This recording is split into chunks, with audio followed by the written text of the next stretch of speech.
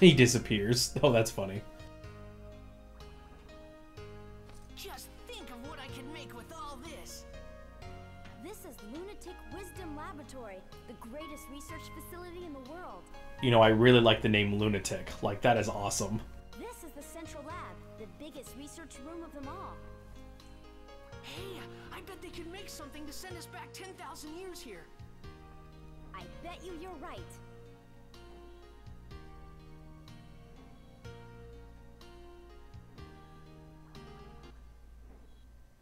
Alright, now I think this next cutscene is only after you complete the Shigura village part. Thanks to you, the lab's been completely restored to its former state. I really appreciate it. Now let me explain my plan for getting you to Griffin 10,000 years in the past. Really? Sure, there's nothing this Luna lab can't do.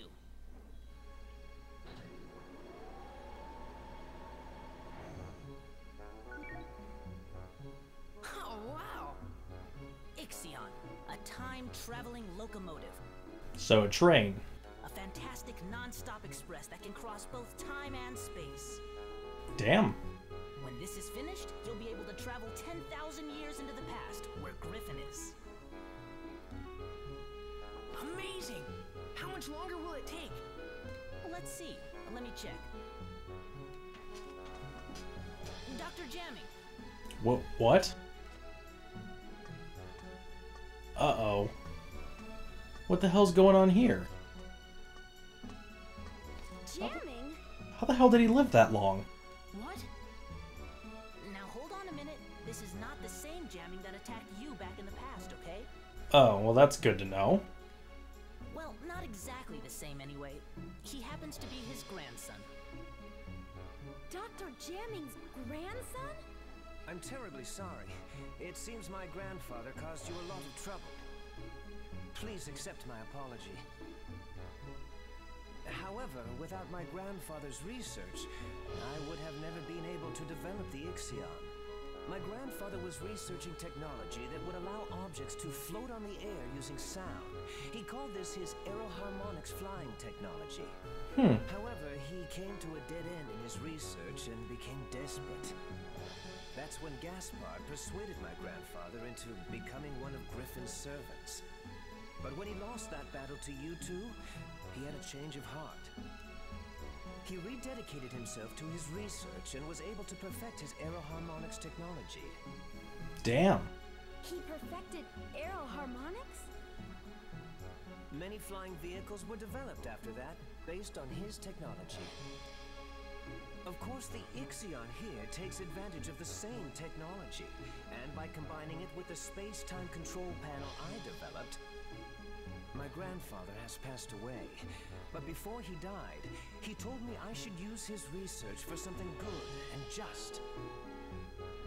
I try to carry on his wishes, and I think that by continuing his research, this world can truly be saved. Dr. Jamming. He was quite a guy. I really do like that kind of plot in shows or video games or something when someone who's bad turns good.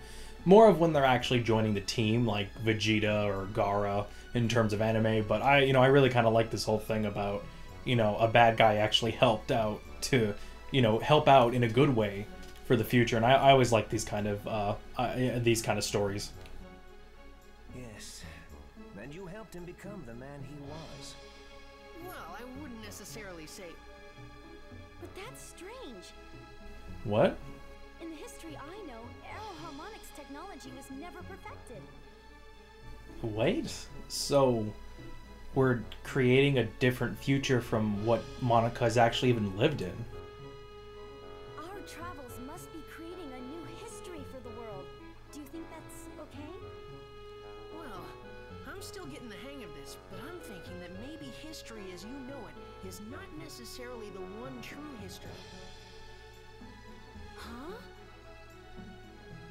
As well as fixing the flow of time that Griffin has disrupted, we've also been able to add new flows to it.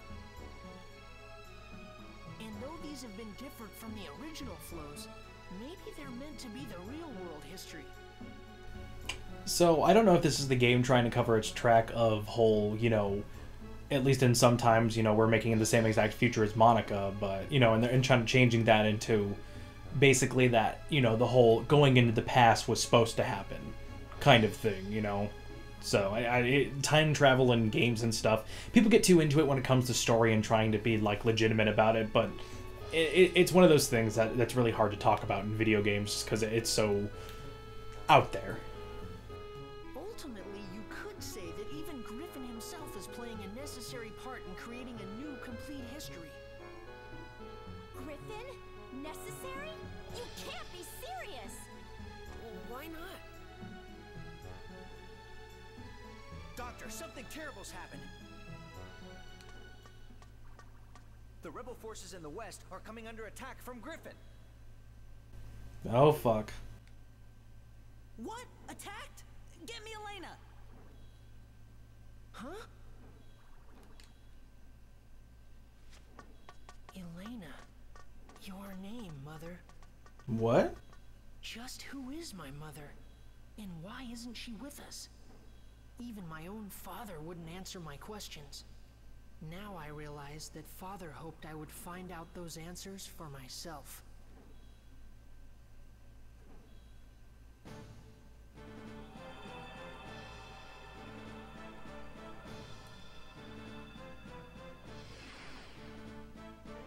Doctor, this is Elena. We're fighting Griffin's main army over here. If it carries on like this, Griffin will probably attack the Luna Lab too. Be careful. Mother? Is that Max? Yes. You mean this boy is Elena's... That's right. Max is Elena's son.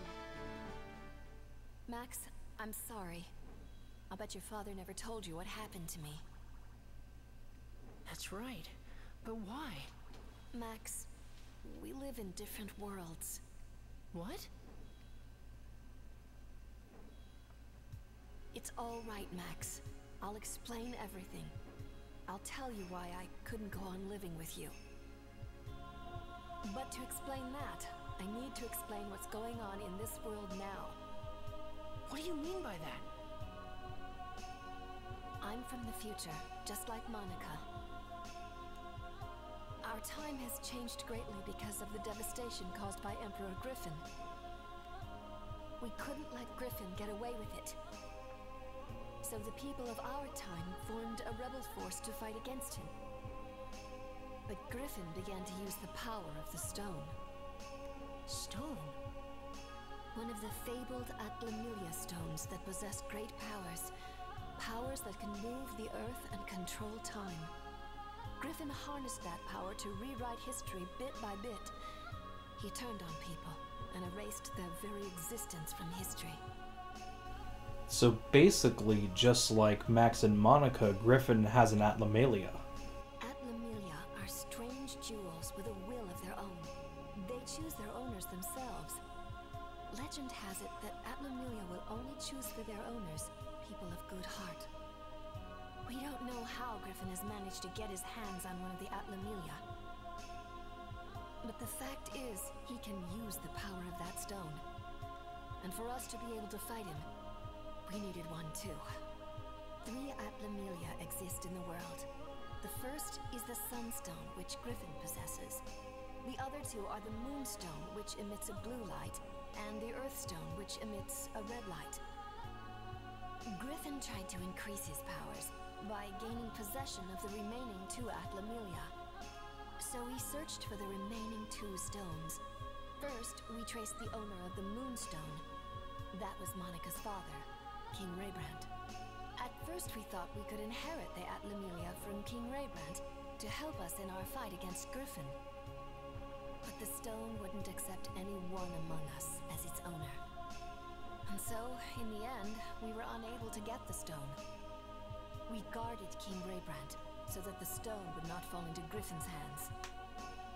We decided to protect the person that the stone had chosen from the threat of Griffin. But Griffin was devious, and he assassinated King Raybrand. Griffin didn't get his hands on the stone, though. The stone refused to become Griffin's, and instead chose King Raybrand's daughter, Monica, as its new owner. That's how the second stone came to be Monica's. And so we looked for the last remaining Atlamelia, the Earthstone. But we couldn't find it, because it didn't exist in our time. According to the prophecy of the great sage, Crest, the Earthstone existed 115 years in the past. Its owner was a young boy called Gerald. We knew that Griffin would use his powers to travel through time and go back to Gerald's era looking for the stone. In order to protect the Red Atlamelia, I traveled to Gerald's time, and I made it my job to protect him. But during the time I was with Gerald, I fell in love with him. And then, Max, you were born. The first 5 years of your life went by in a flash. But then I had to return to my own time, because the war against Griffin was intensifying. I said goodbye to you and Gerald, and I returned to my time. I haven't been able to see you since. My mother is from the future? Pretty damn cray. That's right, and we're the ones that were chosen by these two Atlamelia. But I was just given this stone by my father. No, not exactly. Your father couldn't even touch it anymore. He must have realized the stone had chosen a new owner. Gerald couldn't touch it himself, but he saw you could play with it without effect. The Atlamelia chose you as its new owner, so Gerald let you have it. I think that the Atlamelia have reasons for who they choose as their owners. There's probably even a reason why Griffin was chosen. A reason he was chosen? That's right. Like what? Well, maybe just like what Max said earlier, maybe he's playing his part in, or his part in history. That I don't know. But the stones are guiding people for the sake of something great. I can just feel it. Oh crap. I'm sorry. It looks like we haven't any more time to talk. Just wait a little longer. If we can recreate Pasnos, we'll have a chance to fight back. Recreate Pasnos? But how? Max and Monica will recreate its origin point, of course. That would help. The origin point of Pasnos is a workshop in Heimrata, a village at the foot of Mount Gondor. You'll have to head there. But Mount Gondor is a dangerous place. I'm not sure if you... We'll be fine, Elena. Just leave it to us.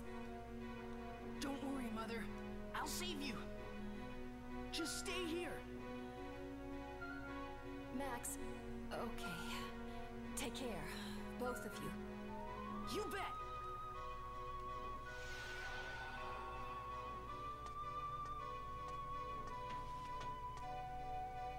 Hurry now and set out for your next goal.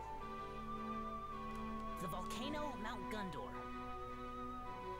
A huge factory, the Gondorada workshop, will be built there in the future. That's where the Rebellion Army's ace in the hole, Pasnos, will be built. Pasnos?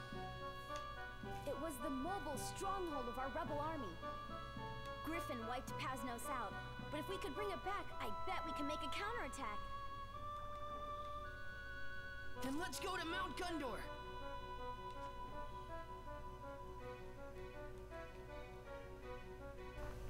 Alrighty then, guys. So the best we can say is this plot just got fucking thick. Like seriously, you could cut this thing with a butter knife. Hey, Max, Monica. How's that bridge? We finished the repairs ages ago, guys. Then let's head for Mount Gondor. All right. Alrighty then, guys, so we have the ability to go to Mount Gondor, just talk to Cedric. But we won't be doing that this episode. Hopefully the music stops. If not, that's going to be annoying. Okay, good, it stops. I was about to say, I'm like, that'd be really annoying if they kept playing the music until we fucking go there. But no, guys, not only do we have to do some more building going on here, and we're getting to the end time too, which I am not liking, but it's what we're gonna have to do. So anyway, checking out the few stuff that we have to do in the future, it's not much. We have 8 Luna Lights, 60 culture points, the windmill placed, and then 80 more culture points. Okay, so that shouldn't be too bad, actually. Probably should have just made them on the spot, but who knows. Let's see, we need our 8 Luna Lights. Oh, we need one of the windmills, we'll do that for sure. I believe you need a wind element for this. Yes, and you might not have one of those handy, so make sure you grab one if you don't already. And make sure you have all these elements, both light and fire, and then you need the rolling log and scrap metal. It's a good thing I bought a bunch of scrap metal with myself earlier. Okay, so the Luna Stone Lights, I usually like to do, because you need, what, 8 of them placed or something. I like to do them around the houses because I think it looks really cool. I'm gonna have to move those torches. Right there. I think they look really cool. Like, I think it's why the whole, you know, it kind of explains some of the neon stuff that happens in the future. Right. And I believe the one girl can live here. I don't know if what happens. I don't think you can remove all of these, or does she, like, move out? No, she doesn't move out. That's weird. Okay, so you could just place some of these things and leave? That's kind of rude. Okay, well, I'm going to be placing these lights here, which should count anyway, just in case for some reason that changes things. Okay, so we got that one done. And now we just need the windmill placed, and then a few more culture points. Nice, guys. So this is going to be a pretty good one. Oh, yeah, this is a giant-ass thing. I think the best way to work with this is, especially since I have pier parts, I'm going to attach them like this. Or should I do... No, I think what I'm going to do is... I don't know if I can go... No, I can't go that further. Damn. Okay, well, I guess I'm just going to have to do this instead. Maybe we can do it like this. See how this works. Okay, now we're going to do the windmill. And we'll have it facing out this way. I think it looks pretty cool. Okay, and with that, we have just 80 more culture points that needs to be done. Sweet. Looking at everything here, I think, you know, I'm not gonna lie, I really like this spot. It looks really cool. You know, yeah, I don't think I'm gonna be changing this at all. I think a lot of times what I also do is I stick a boat. Can I make another boat? Oh no, that's a... Gonna make another boat here, and then I'm actually gonna place it forward. I don't think you can plant trees on these piers, so don't try. But, no, I want a boat facing outward if possible. Yeah. I just think it's kind of cool. Like, oh, hey, you know, we're going to need more shopping boats, and we got one up here to go elsewhere. So there's that. How many culture points do we need? Okay, we need 8 more. I think we can do the usual, make benches and stuff, have people talk. I don't know if you're the religious type, you could do a church or something, too. That always works. Okay. Where's my bench? These blocks you can do as well. I think you can place these in the ground, but I don't really like doing those personally, so it's up to you. Okay, we're going to have one for each house.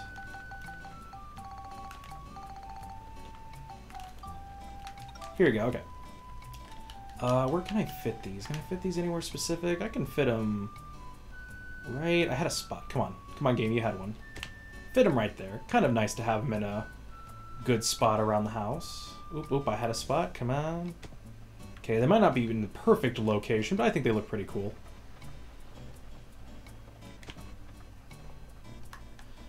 I just really like the idea of being on, like, the bench of, like, being able to sit out here, maybe go fishing or something like that. I think it'd be pretty cool. Alright, we are set, guys. 100% done. Fuck yeah.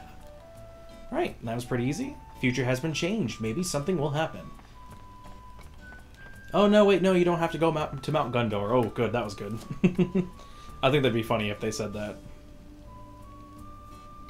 I think it's funny having Stuart there, too. It's like, Stuart, you know, put down the tea. I don't need any right now. You know, I'm good. I had my fair share. Actually, is it just me, or did it look like Max had, like, a rip at his pants when he did that?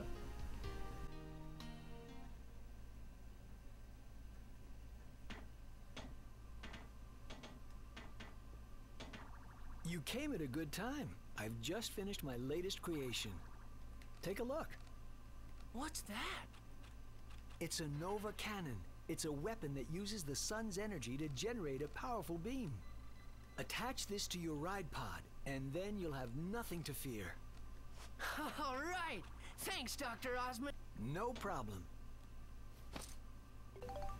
Nova Cannon, baby. Woo.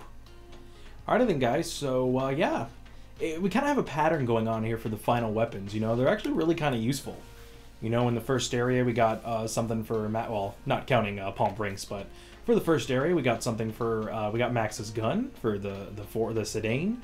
For the Balanced Valley, we got the Serpent Sword. And then, which, if I remember correctly, I did evolve into one of the...